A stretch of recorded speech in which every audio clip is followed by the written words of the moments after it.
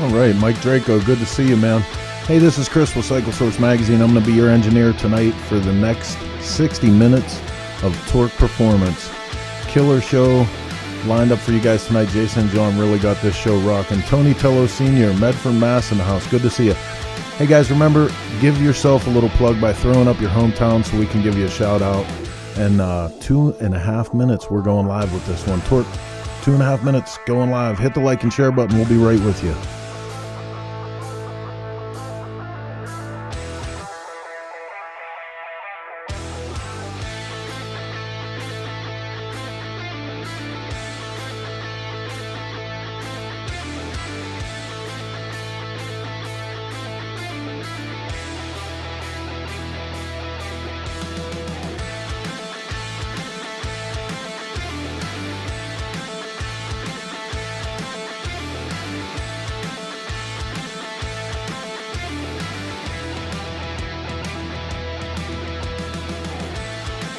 Russ Journey, Kearney, Nebraska. Good to see you, man. Bill Stevens, oh my goodness. Can't believe you're here.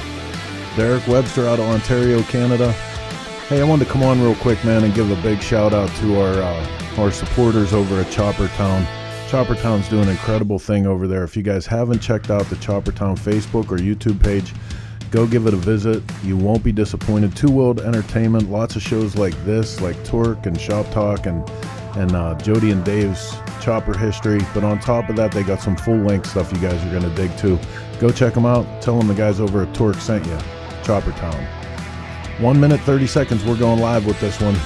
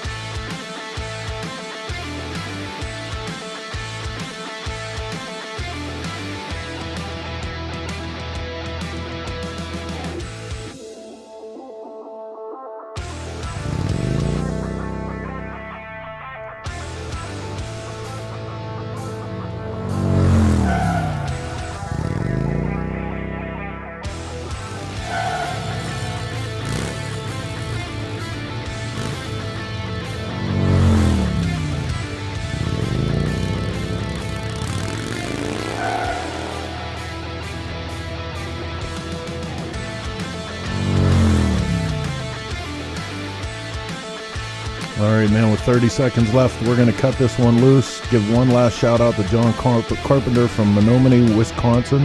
Ashley Buell Sisters, awesome. Let's go live with this week's installment of Torque Performance. Here we go. Welcome to our 6th episode, right?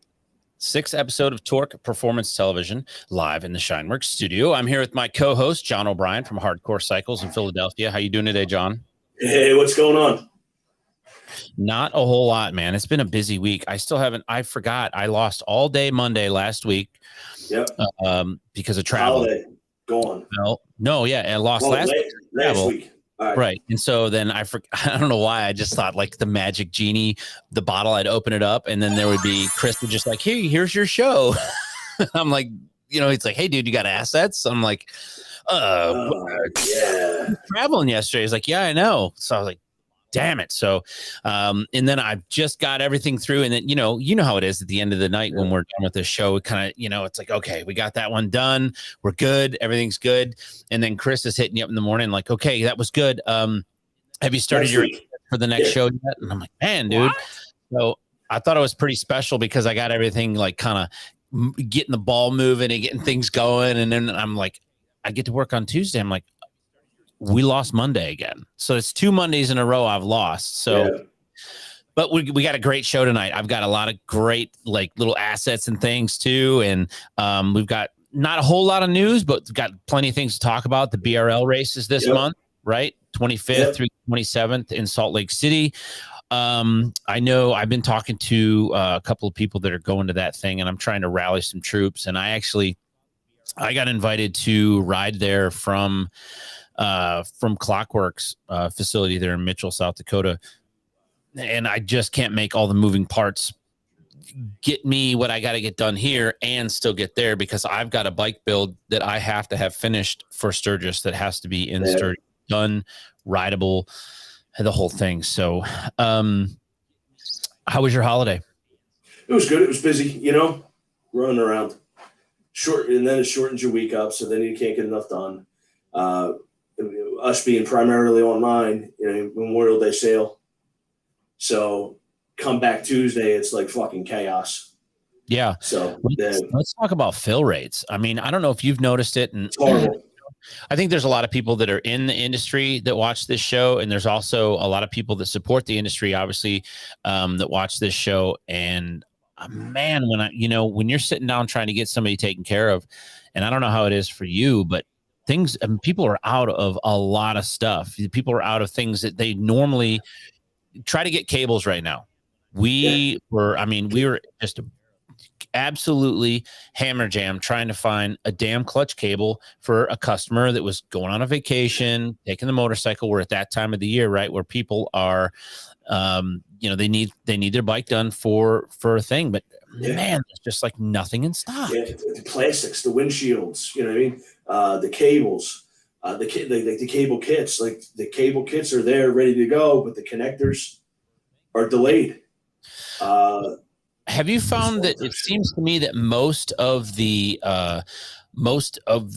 hard parts manufacturers that manufacture everything here in the States don't seem to be having the same, and this isn't to start some, polarizing conversation, but it kind of seems like, there's certain people or certain companies that have product and certain companies that don't. And there seems to be a disproportionate number of companies that don't have product. They're going offshore.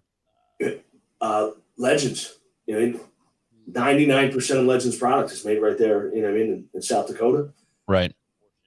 The fulfillment rate is everything I order is in stock.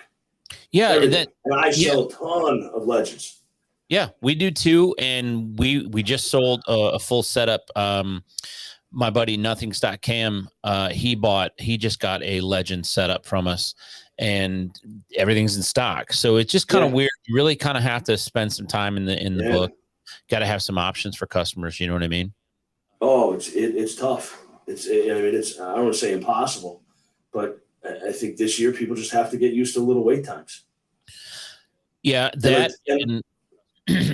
Amazon is out of stuff too. You get office that kind of stuff, And then the mom and pop shops and the smaller custom shops, like Bum King, Kraus, they're small businesses. I'm sure Boosted Brad, like his 1, 2, 3 week wait that we normally wait for stuff is now 4, 5, or 6. So it's just because the raw materials slow coming in.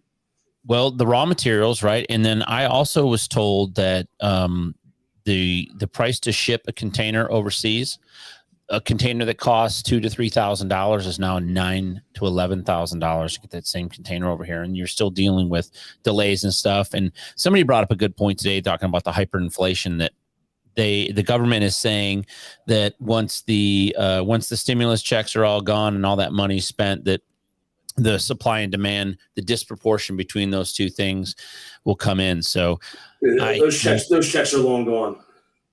Yeah. Well, for most of the people that we know, absolutely. Those checks are long gone. Sure. So, it's funny. My daughter way overbought on tires about 2 months ago, 3 months ago. And I called her out on it. I'm like, what we couldn't find a bagger tire today. No, couldn't find it. 180 15. We ordered one. We ended up finding one for a guy, and he's like, "Well, I don't want that one." I'm like, "Check it out, dude. It's the only one." I'm going to put this on the Meekum auto auction, and we'll see how high this 180 55 18 goes. Whether you want it or not, it's black, it's round, it holds air. It's just an unfortunate circumstance, and we always get through it. It kind of feels reminiscent of 07, 08. Yeah. When the shit hit the fan then, but we'll get through it. We always do. It's just kind of funny. Yeah. It's funny, not haha, but funny. Like it's ironic, And it's frustrating, So we didn't get to talk about this last week, but there was a Co-Moto show in at the Texas Motor. Texas Motor Speedway, I believe.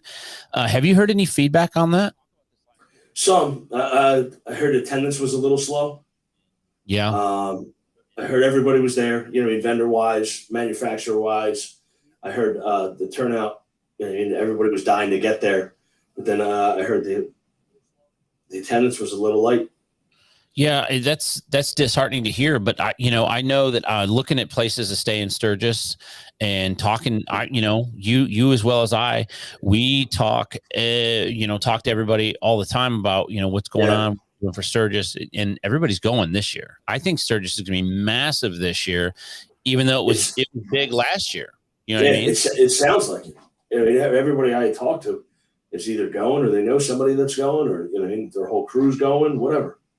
Right. And so I know we talk about this every week, but I want to remind everybody that you are hosting Monday at the Buffalo Chip, the Hardcore Cycle Show, right? Hardcore Cycles Performance Show, including the Skinner Tire Bagger roll-off, which is huge. Yeah, you have that. That's sponsored by Clockworks, right?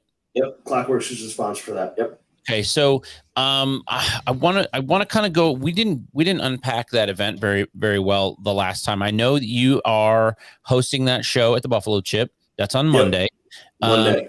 You've got a pretty large prize that you told everybody about. So why don't you tell everybody again what you're doing for a grand prize, and how do they what class is that for? That's for best of show. So how's the show structured? It looks like you've got about 8 classes there. Yeah, we got Bagger, FXR, Dyna, Sportster, Softail, V-Rod, Indian. No, I don't think Victory's there. It's listed right there on the classes. I see that. Victory's, we don't really do that. So this Chopper, isn't. So this is a full blown. This is a full blown show. This isn't just. Oh, it is. It's huge. Right. Yeah, it's fucking fun. Good, man. Good. And you got your grand prize for best in show. How are you got titled FXR frame too, right? What was that, Jason? You've got some outside people coming in to do the judging. Absolutely. Every independent judges. We had Brian from Clockworks did the FXR class. Curtis Hoffman from Hoffman Design did the skinny tire bagger. We had Dylan and Rob from Saddleman do the Dyna class. We had Black Dyna Mafia do a class. We have independent judges, so it keeps it fun. It keeps it original. You know what I mean? It eliminates the buddy system. Nice. So Nice. So are you riding to Sturgis, or are you riding in the air in your truck? Yeah, I am. I got too much shit to bring. Dude, people tell me that all the time. Like, you should ride to Sturgis. I'm like, I got all this shit. Yeah. I got a 36-foot trailer packed. It's very difficult when we go there to work. I mean, I've gone there, and it's sometimes it's just networking, but this year, so Monday is your show, and I'm going to be Tuesday. We have the Torque Performance show. Yep. And there's more information forthcoming about that. And then people are asking for more details. I know. So people are interested. People want to be there. People are like, hey, what's this about? What are we going to get going on? Is it all day? Is it, what I mean? So we need to start getting that out there. It's supposed to be, it's picking up some steam. Yeah, and we've got some. I will tell you that we've got some pretty strong interest from a lot of vendors. We've got some pretty strong. We have some players that are going to be there. Obviously, you're going to be there. I'm going to be there. We're going to have Jeff said he'll be there. Curtis said he'll be there. So Curtis Hoffman, Jeff Holt, and then Jeff's show is Wednesday downtown Sturgis, I believe, at the Harley Pavilion on Wednesday. So lots of stuff going on. It's going to be a very, very busy week. So we're at about 15 minutes. I want to roll into our first segment for the night. It's our new product showcase brought to you by Bare Knuckle Performance. And when we get back from commercial break, we're going to go into our guests. So live from the SHINE WERKS studio, Torque Performance Television, John and Jason.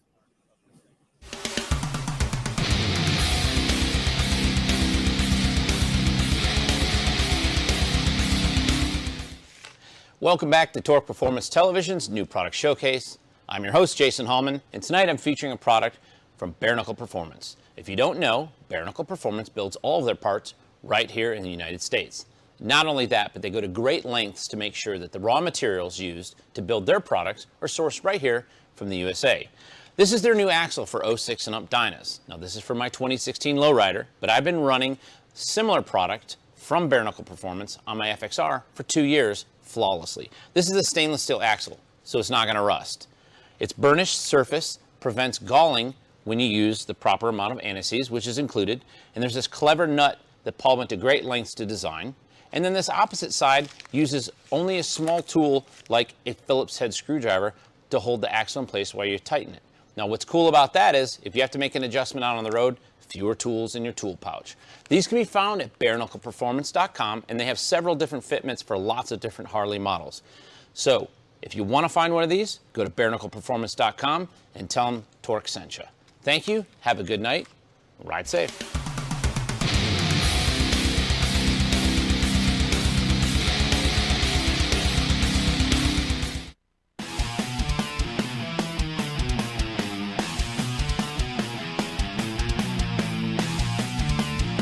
Hey guys, Mikkel here from Clockworks. Today I'm going to talk to you about a fantastic cleaning product that we offer called SHINE WERKS. I usually apply the product on one side of the microfiber towel and usually have a dry side, so kind of like the Karate Kid, you're going to do a wax on, wax off, clean it with one side, flip it to the dry side, you'll have no streaks left. But SHINE WERKS is a really great product that cleans and details the entire motorcycle for you. Everybody knows us because of our fantastic Clockworks Flare windshields, but a lot of people didn't know that we also have a great cleaning product. SHINE WERKS is a cleaning product that will clean and detail the whole bike. Now you can have something that will safely clean and protect the matte finish and also shine the gloss part as well as the windshield and any chrome you have on the motorcycle. Pick up a bottle at your local dealership, give us a call, order it on getclock.com. You can even find us on Amazon Prime now. This is Danny Wilson, you're watching Torque Performance Television.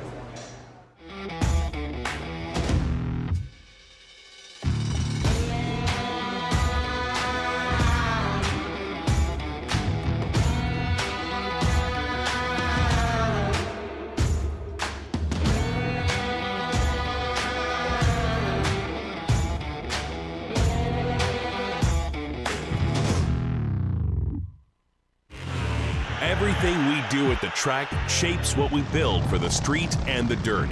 You can see how bad these guys want it. A race to the line. For us, racing is not for the trophies or the glory. We compete because it makes everything we do faster, more durable, and tested to a higher standard. For S&S, racing is the ultimate in proven performance, and we've been proving it since 1958. All right, welcome back to the SHINE WERKS studio. I am your host, Jason Hallman. I'm here with my co-host, John O'Brien from Hardcore Cycles in Philadelphia, PA. Our guest tonight is Pistol Pete Nowaskey from Pistol Pete's Cycle in Menomonee, Wisconsin. Do you know Pete already, John? He was at your show. Yeah, he's a great guy. He's a great guy. He's been in the last couple shows in Daytona. Yeah, he's a colorful dude. His bikes are colorful. He builds a really neat bike, and he's not just like one kind of bike. He moves it around a little bit, and I would say ample use of color, ample use of power adders, ample use of performance parts on his bikes. Oh, more than ample. I think he had 4 or 5 bikes entered in the show, and 4 of them were turboed. All of them had fucking Ohlins, Brembo. You know what I mean? They're all decked out. He built some solid machines. Yeah, he's a great guy too. Every time I talk to him, he's super professional. Yeah. He's kind, and he is. So a little bit about that I do know. He is participating in the Bagger Racing League, and we want to talk to him about that. We want to talk to him a little bit about a shop in Menomonee, Wisconsin, and he was at the Wheels of Steel show last winter. So I'm excited to talk to him again. I've got to see him 3 or 4 times in the last 6-7 months. So without further ado, let's bring in our guest for the evening, Pistol Pete Nowaskey.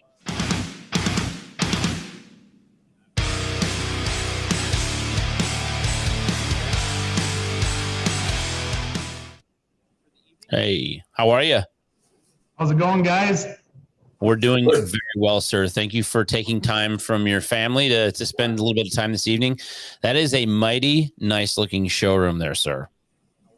Thanks, guys. We've done a little remodeling here over the last year and really got things all shined up and polished up and looking good around here. So it's hard to keep things looking nice when you're working all the time, but you know, every once in a while you got to step back and straighten up again. I don't doubt it. I don't doubt it. Yeah, the shop's beautiful, Pete. The king of nothing. I see it behind you. Want to tell us a little something about that? Earlier the week, I think it was earlier the week, or maybe the end of last week. The holidays got me all fucked up time-wise. Your racer was out on that thing, man, and he was fucking killing the turns. Want to tell us a little bit about that bike and how it did on the track? Yeah, so, you know, I got to tell you, John, originally that project started as an STBBO bike for your show. Almost immediately, the budget got out of control and we disqualified ourselves. But it turned out to be a great bike, a great shop build, and we wanted to do some suspension testing. So I put my rider, Chuck Burton, on it, and man, he found the limits. I tell you what, he ground it in places I didn't think he could touch. So that's awesome. What about, is your race bike going to have a turbo? Yes. Okay. So I'm actually running two bikes. I am running a turbo bike in the Bagger GP. That is a 2020 Road King. It'll be a 107-inch turbo motor. And then King Nothing we're running in the Pro Stock class. It just worked so good we had to race that one too. That's awesome. We're going to run that in the Pro Stock class, and Chuck will have twice the track time. Was that the game plan going into it, or did that just happen? It just kind of worked out. Oh, that's awesome. That's awesome. Jason, what do you got? Pete, I got a question for you. So one of the things that I wasn't able to take away from the bench racing session that we were at in Long Beach was the differentiation in the classes. So it sounds to me like they're trying to make some room so that this is really somewhere where somebody who is an enthusiast that wants to build a bike to do this can show up and you know, once they meet the minimum criteria as far as prove that they have the correct safety equipment and that then their bike qualifies. What are the classes in these things? How many different classes are there? So so Bagger GP is the all-out big class. Underneath that we have the Pro Stock class. Then there's a hooligan class and the stunt class. So there's something for everybody. I got into it with full intention of building a turbo bike, so I was automatically bumped into that Bagger GP class, which is fine. We're pretty well known for forced induction, so that's what we had to do, you know? So when you're building a bike, when you sit down and, you know, I don't know if you took a clean sheet of paper and started a project or if you took something you were already working on and adapted it, which either one, you know, is fine with me. I mean, I've, you know, was a drag racer for a lot of years. So scaling up, scaling down, fitting into a class with certain rules and that, I totally understand that.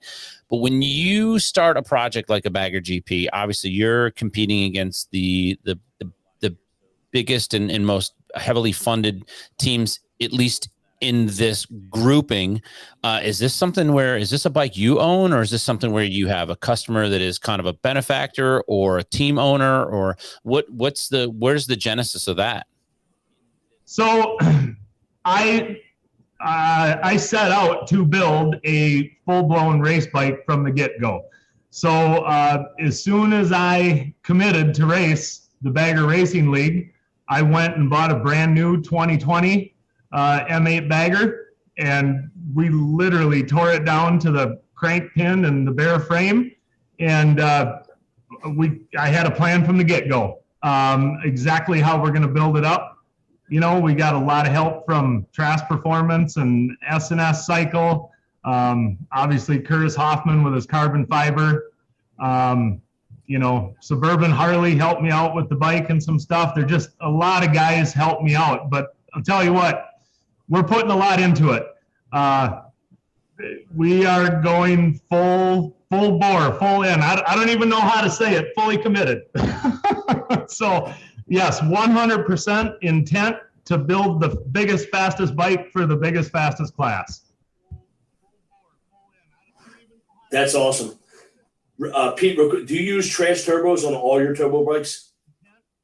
I use, yes, exclusively Trask.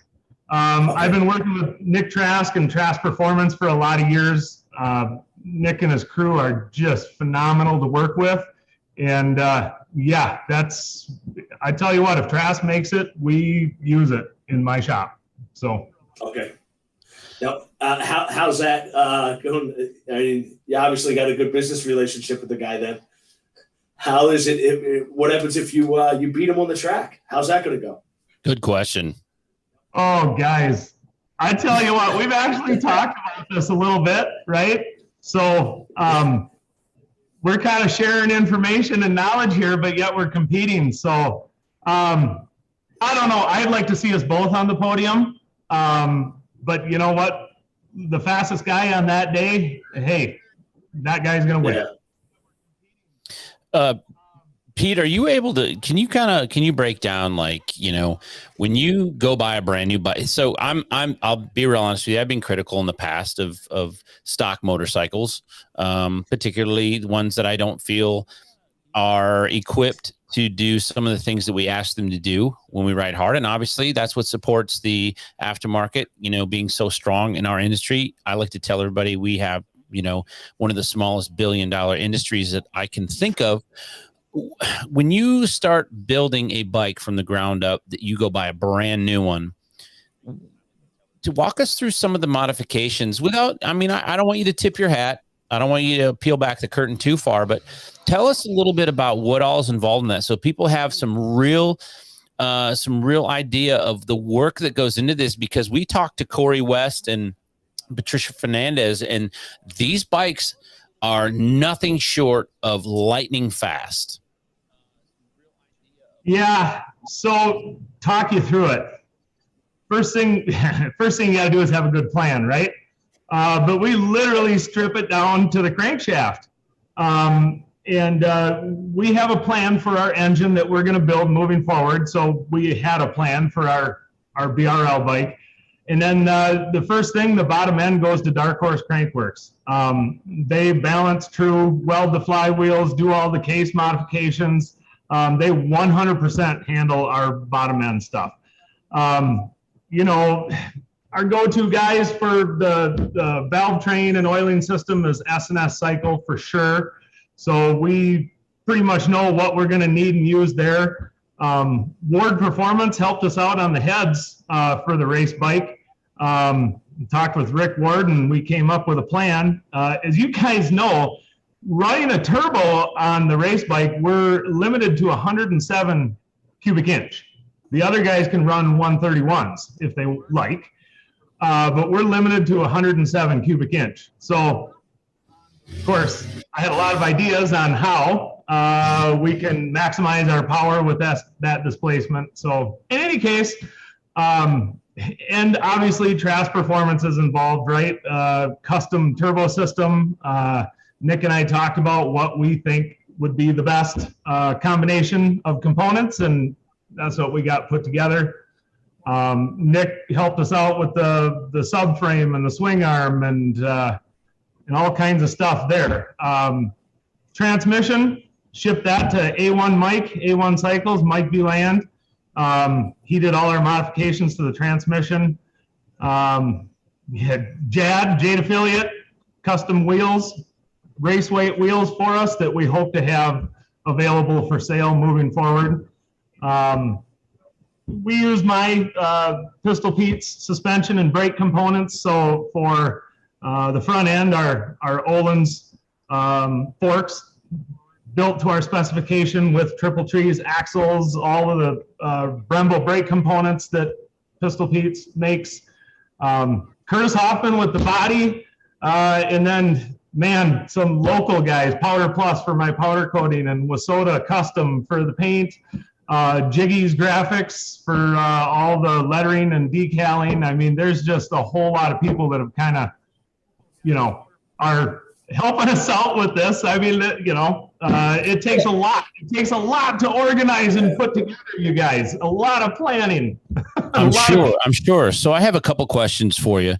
I'm interested in this this is a self-dealing transaction. Are you tuning this yourself on your own dyno? Absolutely. Okay. I personally do all the tuning in-house, all the turbo bikes, all the Thunder Max stuff. If it comes out of here, I tuned it. So let me ask you this. What are you tuning it with? What is your tuner of choice? So 250i dyno, and we use Thunder Max for all of our ECMs and tuning. Man, I get a ton of support from Thunder Max. Those guys are just... If you're putting an auto tuner on there, how much of obviously you're running the base map. How much control do you have? There's no live interaction on that, obviously. So you have to anticipate all these different pieces and parts. Is there a problem with turbo lag on a bike like this? No, guys, here's the deal. Without Thunder Max, I wouldn't even be doing turbos. Thunder Max is the best system that we've found to operate these bikes with the turbos. Yes, they're auto-tuned, but there's a lot going on in the background. I mean, we set the parameters and the tuning parameters, auto-tune parameters. Once I develop a base map that I want, then I determine the parameters that the ECM will tune in. So it's phenomenal. It's the best one out there in my opinion. We exclusively use Thunder Max at my shop. How many hours do you figure you have before you go to the track the first time? How many hours do you figure you have tuning that thing? Oh man, I mean, it depends, I guess, how things go. I mean, I could have 5 hours in tuning it. I could have 15 hours. It just depends on what details I'm trying to work on. I won't sit on the dyno that long. A lot of times I'll do some street tuning to get in some spots that you maybe can't touch as well on the dyno, but it just depends. I mean, it just depends. You can spend a lot of time and really dial it in, but half a day on the dyno is usually pretty good. Dude, I have to tell you, you have, of all the people we've had on the show, you've got the most shout outs from your clients in your followers. You've got a guy named Ray Dunn, wanted to give you props on the Blue Springer that you had at Sturgis last year. Amazing, strong work. Mr. Al Fall loves his Pistol Pete powerhouse with Trask Turbo. You've got a guy named Jeff Weber, wants to have a set of inverted forks for his Road Glide. Saw them in Daytona. So Jeff Weber, if you're watching, you need to DM Pistol Pete, and I'm sure he can hook you up. Yeah. Yeah. So obviously we have our front ends and our line of brake components. Bringing that whole product line to fruition during a COVID year has been a bit of a struggle. It's getting all the pieces together has taken a little more than I anticipated. I'm a little OCD, so anything less than a perfect rollout just wouldn't be good enough. So, gosh, we hope to have all our parts live on the website real stinking soon here. So, and we hope to go to Utah and race proven performance and show that our parts and our components and our setups and our bikes are as good as anything in the country, and that we can go compete with anywhere. So yeah. I got a quick question about the weight of the bike. You mentioned with the turbo, you're maxed out at 107 cubic inches. Correct. What is the weight, the max weight or the minimum weight, I should say, is the minimum weight for turbo versus non-turbo the same minimum weight, or does that vary?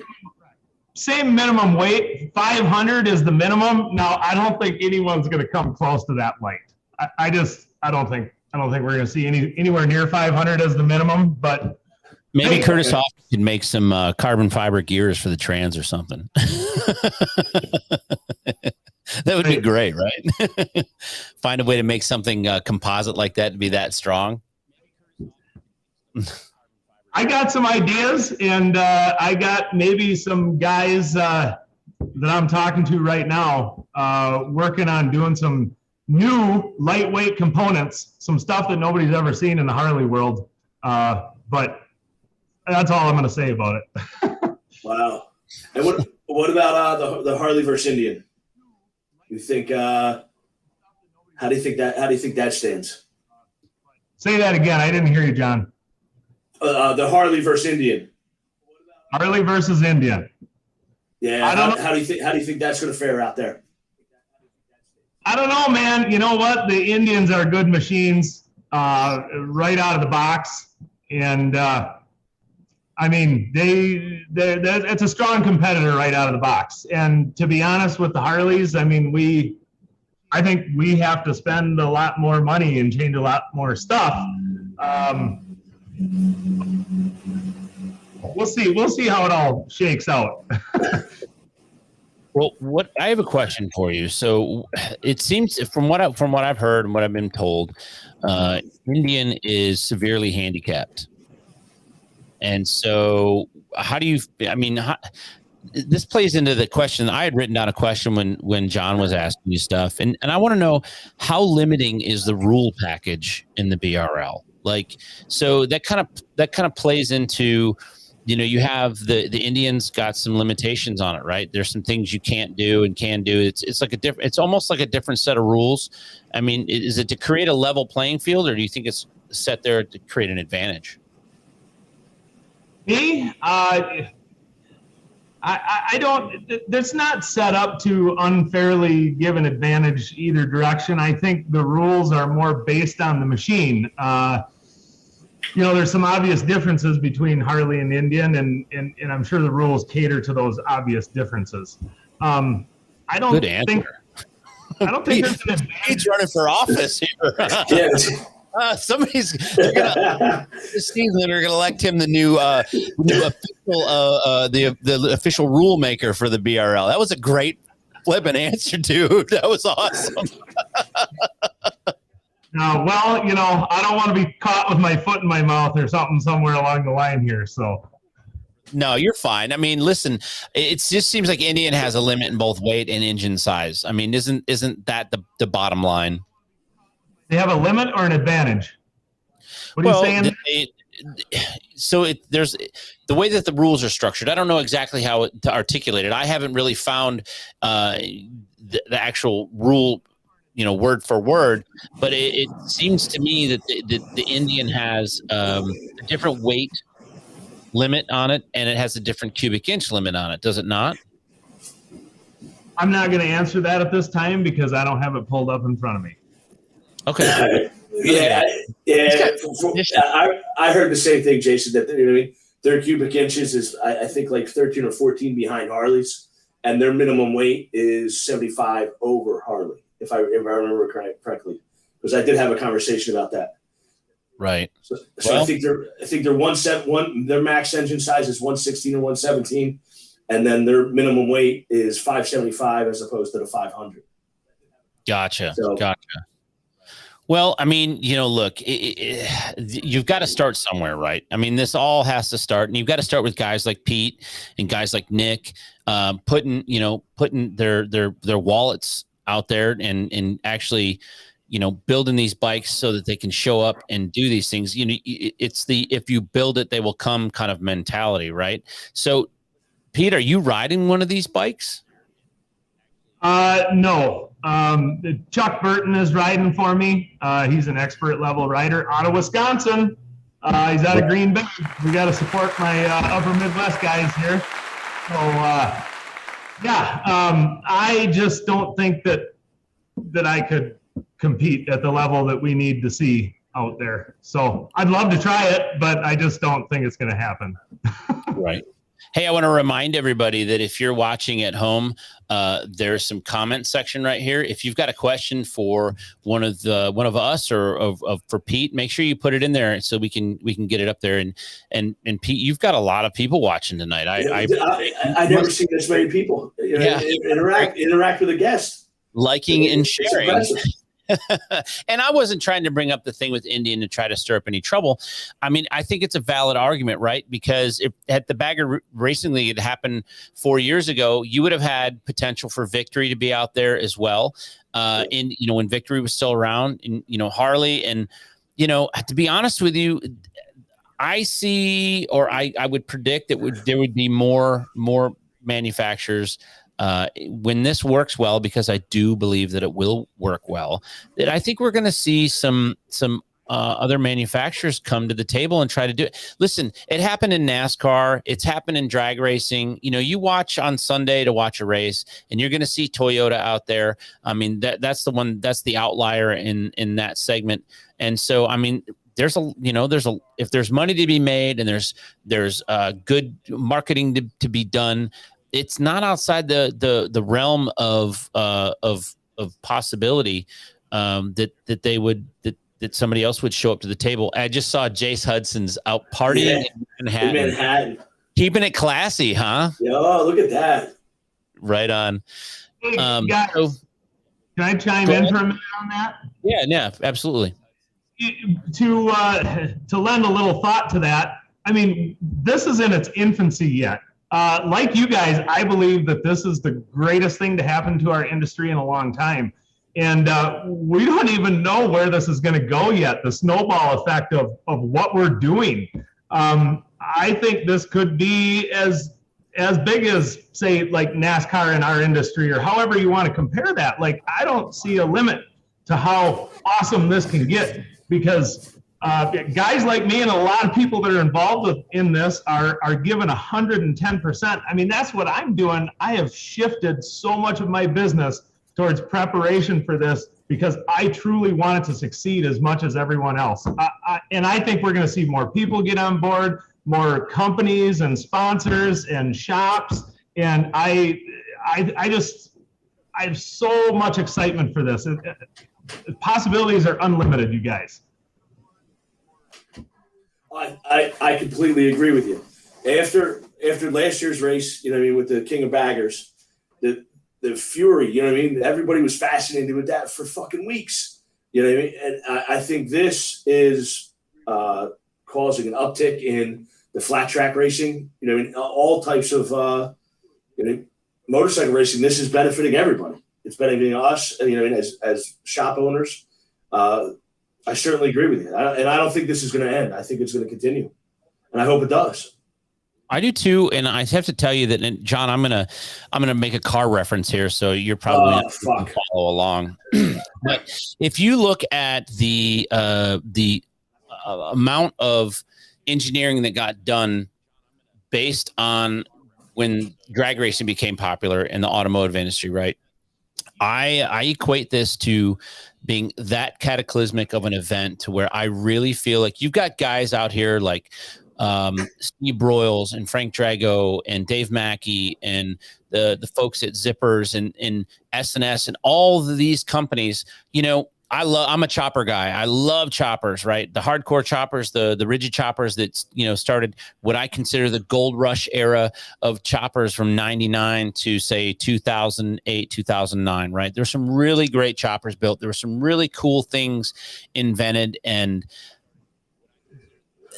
but they're not performance based. You know, those bikes weren't known to handle well. They weren't known to stop well. There were some fast ones, but there wasn't very many people actually racing. No one came up with a chopper drag racing class or anything like that, right? Where this has the absolute potential to move the complaints that everybody's had about engineering and all of these things that happen.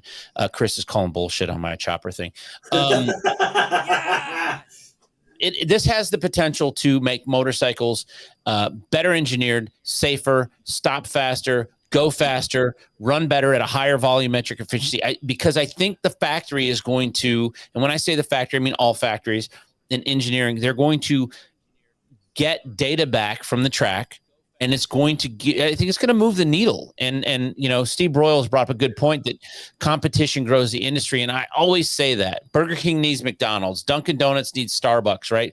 You can arguably get a better cup of coffee at a Dunkin' Donuts than you're going to get at a Starbucks. It's just a different experience, right? But it's caused both companies to kind of up their game. And I think that's what we're going to see when you have companies that have been the backbone of our industry for the last 50 years, like S&S, making a V-twin engine better, you know, starting with all of the ingenuity and all of the engineering that they did. And then you have Oleans and you have Performance Machine coming out with, you know, calipers that were way better than a banana caliper in the 70s. And now look where Performance Machine, where you can get 4 and 6 piston calipers and those types of things. Everything kind of works a little bit better, right?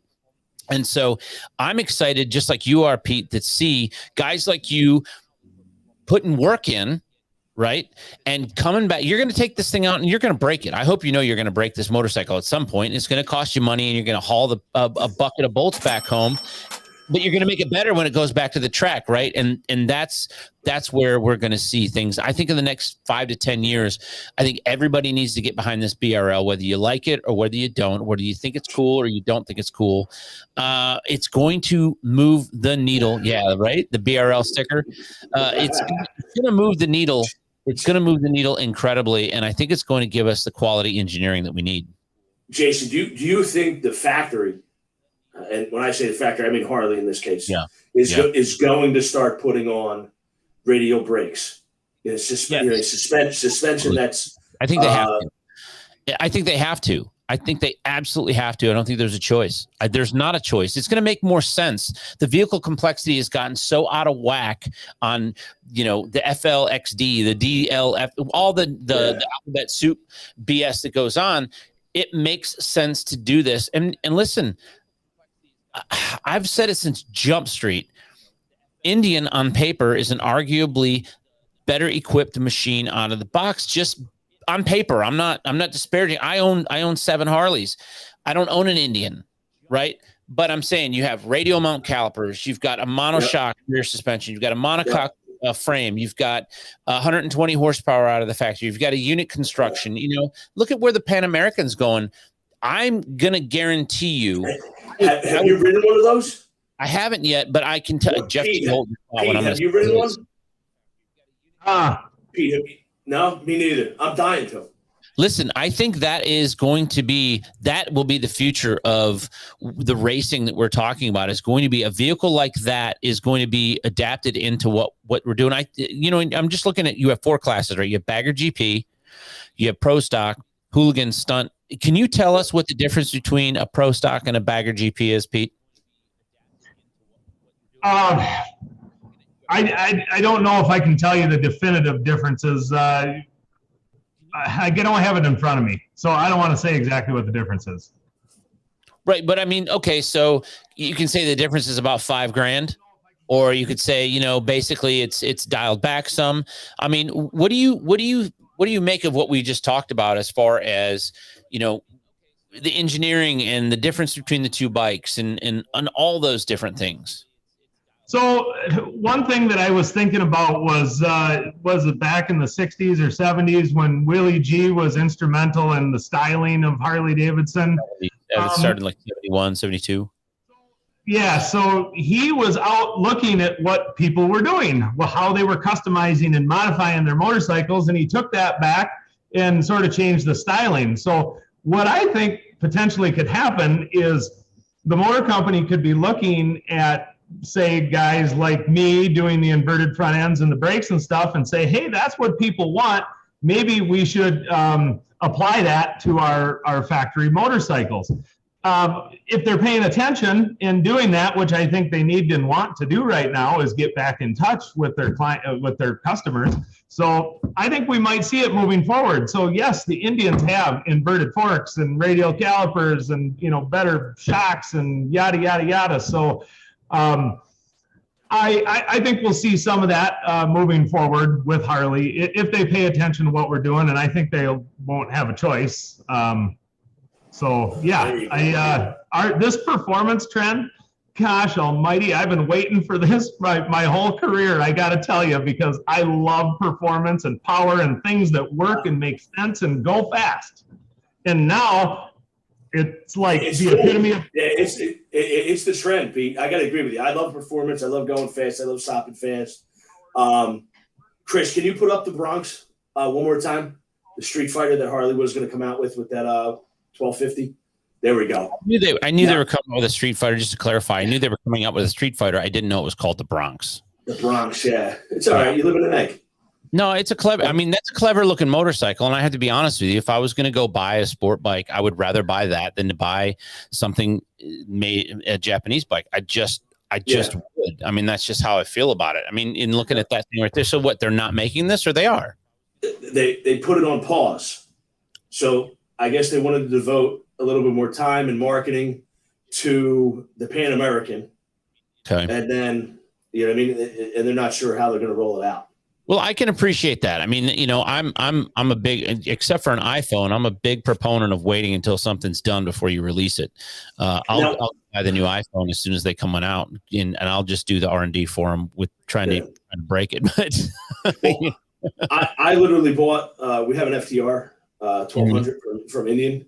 I literally bought that maybe like 2 weeks later. The images of the Bronx and that came out, and I was like, fuck. But the FTR, I've heard nothing but good things about it. I know Dan Toast makes a killer exhaust for it, and I've heard it in person. And it sounds great. Yeah, he brought a couple of those over to our show in Daytona. That he does beautiful exhaust. And to be honest with you, the FTR, the suspension, the brakes, the engine, the exhaust intake and tune is pretty much all you have to do. You know what I mean? The EPA, like that thing at an idle. Just like the Harleys, you know what I mean? It's just angry. It sounds angry. That's it's awful. You know what I mean? But the stock tune in that is just awful, and that's because of the EPA, not because of Indian or Harley. You know what I mean? Hey Pete, I want to go back to a couple of things. You know, we have not even talked about Pistol Pete's Custom Cycles. We have just completely ripped your ears off about this racing thing because you're we want to know your opinion of everything. But what kind of stuff you do? I mean, obviously we've been scrolling through some pictures of some really, really awesome looking bikes, and you have a solid use of color. And I'm sure that, as far as a mechanic, it looks like you're second to nobody, that you're right up there with everybody else. What kind of fab work and custom stuff do you do in-house? So we do, I'll tell you what we don't do in-house, paint and powder coat, body work, things like that. But the vast majority of the fabrication is done in-house. All the engine work and tuning and performance work is done here.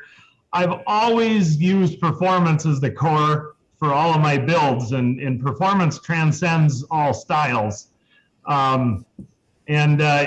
I got to tell you, you guys have mentioned a couple times about the bright colors. Well, I used to build a lot of black bikes, and I was always frustrated that they didn't really get attention, and it's so obvious. But somebody told me once that, hey, if you're going to get noticed and win shows, you got to do flashy colors. So that's just what it's going to take.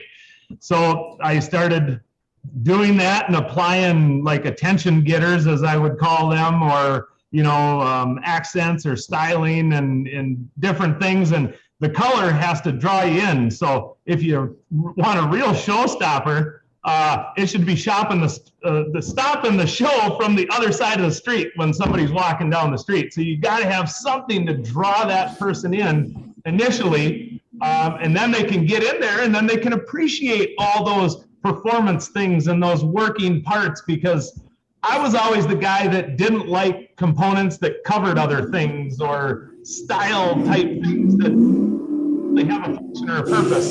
And, so that's why this is so awesome. I can use the color to draw the person in, and then I can showcase my strong point, which I believe is the engine work and the performance suspension and the mechanics of it and the geometry and the things that make it bigger, faster, lighter, stronger, whatever, So it's just cool to be able to combine those different aspects and different bikes, like the Springer Softails.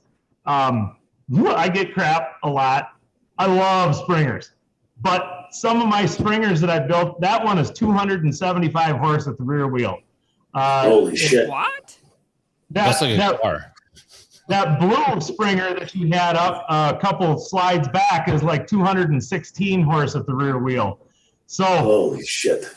We were building these really badass, fast, powerful Springers. Well, they don't stop real good. So we had to develop radial calipers and brakes and things for them to shut them down. But man, the guys that own them, they ride the crap out of them. I mean, I would set them up or line them up next to anybody. I mean, they ride them hard. Pete, one question that we probably should have asked earlier is, how long have you been in business? How long you been doing this? 17 years on my own, actually. So, no shit. Yep. I'll never forget when I started my shop. I literally had moved from Arizona back to Wisconsin, and I didn't have a lot. I literally was living upstairs with my mom at her place, and borrowed like $5,000 from my dad and rolled my toolbox into my stepdad's shop. And it was as professional as I could be on the budget that I had. But I just kept working and grinding and moved into a little bigger building in town. And then I had the opportunity to buy the building I was in and then fix it up and move forward and continue to build bikes and kind of perfect things and, feel out my style and, blah, blah, blah, blah, blah, whatever. Anyways, so 17 years later, here I am building a BRL race bike. One thing you guys may not know too is I'm working with Buell Brothers Racing on a land speed project for the Bonneville Salt Flats. So we hope to have the bike on the flats this year.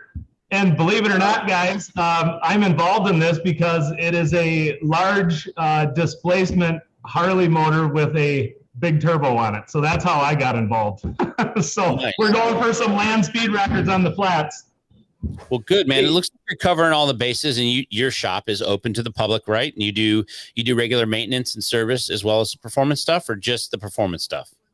Our primary focus is performance and custom. We do service and maintenance for our regular customers. I'm not going to lie, it's not as much as we used to because it's the nature of the beast, I guess. But we do our best to try to help in every way we can.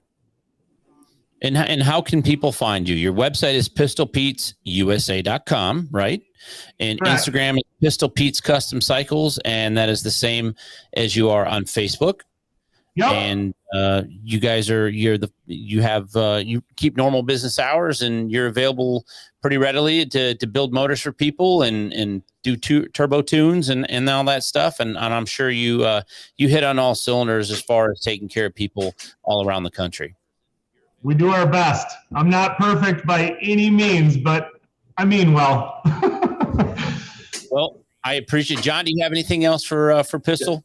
No, I just wanted to make sure everybody knows Instagram and how to get a hold of them.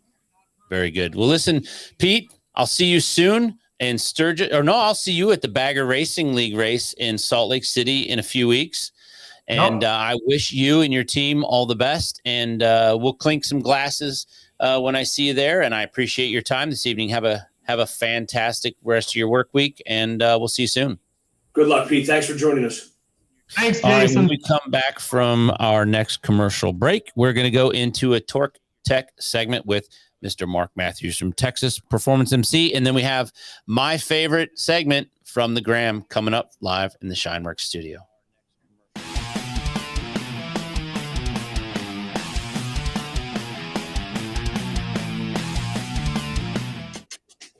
We're ready to race. What's your strategy? Go fast. The Fueling name has been associated with racing and high-performance engines since 1974, when founder Jim Fueling started fueling the flames. From Daytona to Monaco, from the Bonneville Salt Flats to the Indy 500, Fueling is here to compete. Look for the Flying Pig to run up front this year with pilot Ben Bosco. Fueling. No bullshit, just performance.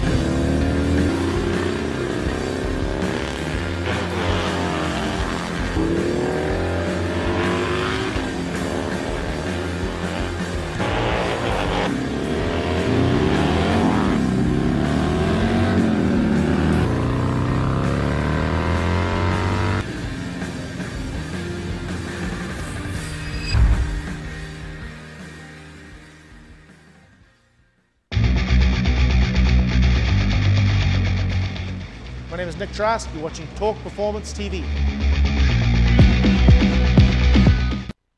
I decided to pursue a career in law because it gives me an opportunity to help people. When a client chooses us to represent them, they're entrusting us with a huge responsibility. It's our goal to exceed their expectations with our personalized service and to help them to achieve the best possible recovery to compensate them for their injuries. That's where we come in. We come in and we solve that problem for them and really set them on the right track in order to try and get back to what their life was like before the accident happened.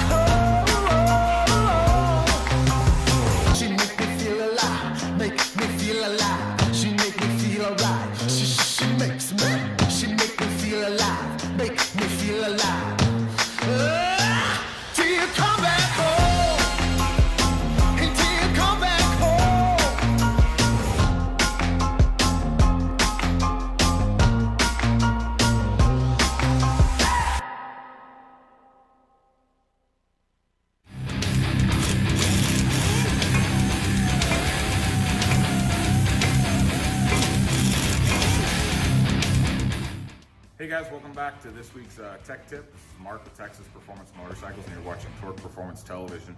I just want to go over a quick tool that has come out recently that we absolutely love here. It is these case plugs from 9 Finger Fabrication.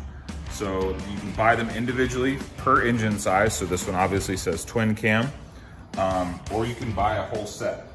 They make them for Evolution and Shovelhead, as well as the Milwaukee 8s. All the different sizes for the different case bores depending on the size of the engine. Super simple to use. They've got a couple magnets built in and then a nice cutout in between. And all you're gonna do is you're gonna come over to your engine, you're gonna slide them over, put one side down, and then slide the other side over and let them magnetize together. And it's just gonna help kind of keep crap out of your engine while it's apart. Keep your connecting rod from damaging your sealing surface for your base gaskets, all those sorts of things. Thanks for tuning in this week, and we'll see you next week at 9 p.m. on Torque Performance Television.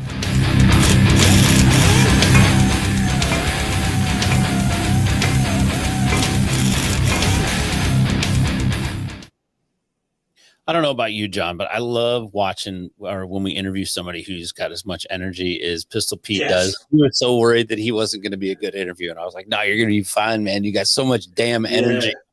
I had to drink a whole. Every time I've ever met him, he's like, right. That. Yeah. He's like, he doesn't get it. Like he's just full of energy. I had to drink a Red Bull. So it's time for our favorite segment. And we've got 4 videos for you in From the Gram. And what From the Gram is, if you want to have your video featured on here, make sure that you hashtag From the Gram. And you'll see that hashtag on there, and we'll find your video, and you'll get a little bit of shout out like this. And so, and listen, we can't start this week's From the Gram without showing. If we had a greatest hits already for From the Gram, this video here, I don't see if we can get Chris to cue it up. Listen to this. I can't stop, dude. Oh, that one's forever going to live in infamy of just absolute. That kid, he didn't know he was hurt, and he really wasn't hurt. Like, I don't know. One of my favorite things to do is when you see a kid get the wind knocked out of them the first time, because they're really not hurt. They just think they are, but that when they realize that they can't breathe, oh God, it's so good. So, we've got 4 fantastic videos, and the way we've been doing this is we go online, we try to find videos of interest and substance. And since tonight's Torque Performance Television has been so focused on racing, and I know the Bagger Racing League is driving around and on a street course, but I am a drag racer at heart. So we've got a couple of great drag racing videos, and the first one here is going to be from the Bagger Racing League, and this is the flag guy for the Bagger Racing League. Check this out.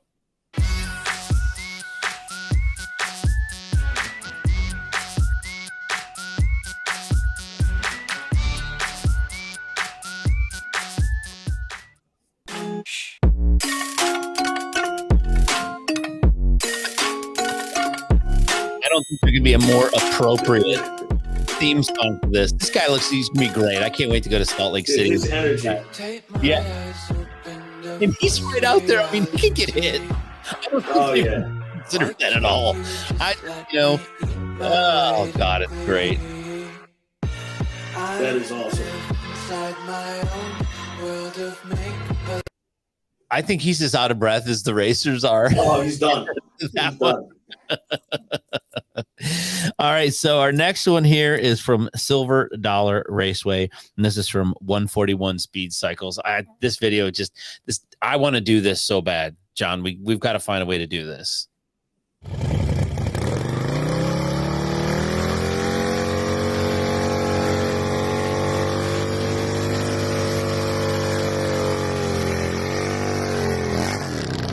Look how excited his pit guy is. This dude's all in. He's all in. Now listen to this thing idle.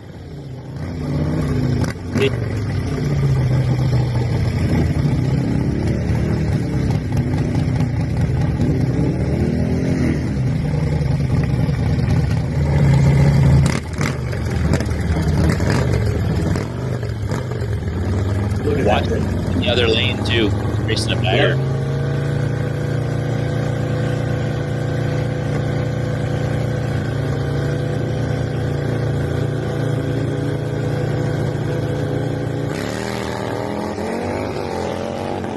Holy shit. That's no joke, son. That is no joke right there. That gone. Is awesome. That thing is gone. I want to do that so bad. We've got that.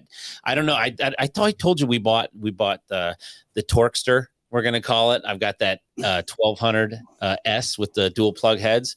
Man, you can make them Sportsters run. Oh, fast, dude. So we're gonna get the thing hooked up. I got to get a Saddleman seat on it and put some low shocks on it, and tie that front end down, and just beat the crap out of it. The third video, dude. This thing. If this doesn't put lead in your pencil, stop watching Torque Television, unfollow us, unlike us, unshare us. If you don't like this video, you don't get what we're all about. Oh, that thing is dope. That was some Beast Coast style. And those dudes go hard. I love their videos, man. Their videos online are awesome. So, and then the fourth and final video for the evening is from our friends at Horsepower Inc. I pinched this off of their page. This is a turbo bagger, another drag strip one. I know. We'll find some guys turning left and right on the road courses, but for right now, check this thing out. This thing is hot.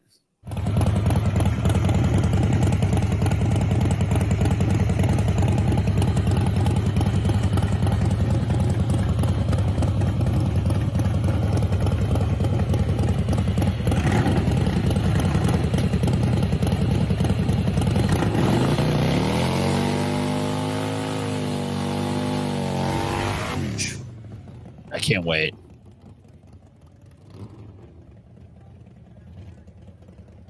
Dragway 42. You got a turbo bike. This thing gets down. Listen to it. I know.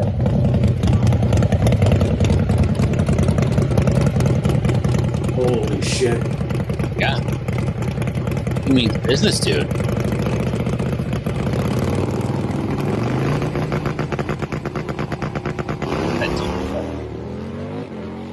Dude, that thing gets about 20 feet out and lifts up and sets it right back down. Look at that thing go, dude. Hey, Chris, can we get Chris to bring up the video from Silver Dollar Raceway real quick? There was something I forgot to point out on that. If you can pull that up again real quick, when the guy does the burnout.